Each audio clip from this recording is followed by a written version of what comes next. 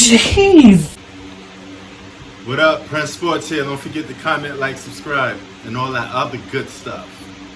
All right, you guys know Scottie Pippen's always been in the media voicing his opinion every now and then, and he recently talked about his, I guess, little beef or run-in with Michael Jordan over The Last Dance. Now, The Last Dance is up for a couple Emmys too, so best documentary and all that other good stuff. So Michael Jordan continues to win even when he's retired. But here's a little different story around this.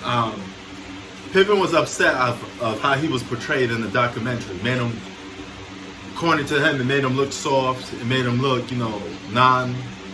like a non-leader and stuff like that. But dog, you always been like that anyway. You never been a number one. You always been a number two. All right? And you always been a Robin to Michael Jordan. And Michael Jordan's been a dude that actually put the battery in your back. He's the dude that got you, that gave you a backbone because you was getting punked.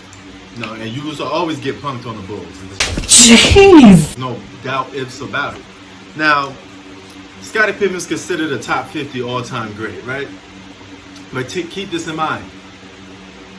Scottie Pippen became an all-star in 1992. So let's just say he still would have been an all-star with or without Mike.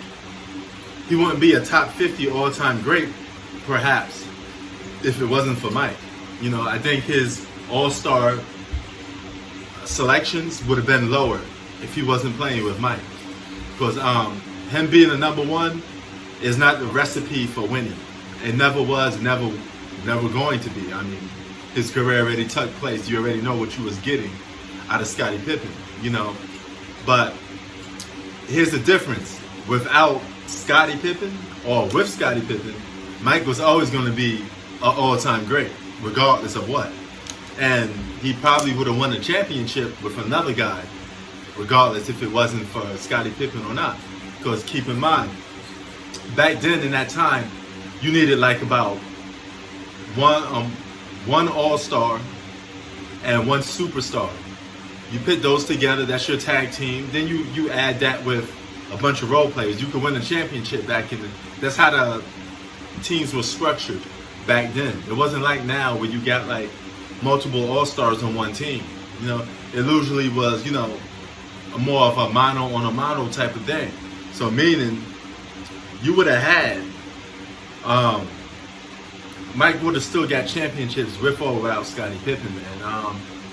Let's say if Mike was teamed up with Clyde Drexler. I mean, they would have won that championship in '92 because Mike would have been on that team. So he would have had championships regardless anyway. And Mike was always going to be the alpha. He was always going to be the number one because that's the type of dude he was.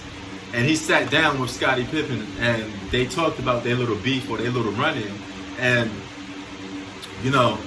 Pippen says, hey, he downplayed the beef. He said, yo, there's no beef between me and Mike. And, Mike sat him down and be like, yo, I'm just telling the truth, telling how I felt back then, and, what it was about. And Mike said it to your face, That's the same thing with like Horace Grant. You can't get mad at a man that comes to you face to face and tells you, hey, I think you this, I think you that. He says it to your face. That was the type of dude Mike was. Mike was a savage, man. And he let it be known. They called Horace Grant Whole Grant. And now all of a sudden you once spoke with Mike, but you wasn't brave enough or you didn't have the heart to bust back when you was playing with Mike in your prime, which was kind of stupid. So now all of a sudden all these guys like Horace Grant and Scottie Pippen, they want beef with Mike, but you wasn't man enough to, man, come on, man.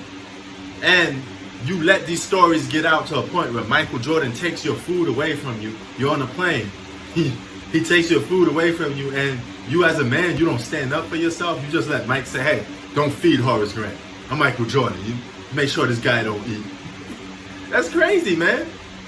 If you're a man and another guy takes your food, he just takes your plate away from you, what you gonna do? The first thing you gonna do is probably punch that dude in the face. Be like, yo, furniture about to be moved. You about to go at it. Horace Grant wasn't man enough to do it. You still was a whole Grant, And Scottie Pippen, you was kind of soft. You was soft too, but you hide behind Mike. Remember against the Knicks when Shout out to X-Man McDaniel, straight from Southside Jamaica, Queens. When he put that New York shit on Scottie Pippen, he was all up in Scottie Pippen's face talking shit. Who was the first one to came to Scottie Pippen's defense? Mike. Mike pulled Scottie Pippen away, pulled him by the jersey, just yanked him away, and he got up in McDaniel's face. Scottie Pippen wasn't doing that. He was, you know, you know what I'm saying? It is what it is. Mike was that dude, man, and you never had that. None of you dudes had that backbone to mess with Mike like that. So, and I guess history still repeats itself because you still don't have the backbone. So, Scottie Pippen, the best thing for you to do was to downplay this situation. That was smart of you because you was never the leader Mike was anyway. That's just facts. Press Sports out. Keep it 3,000.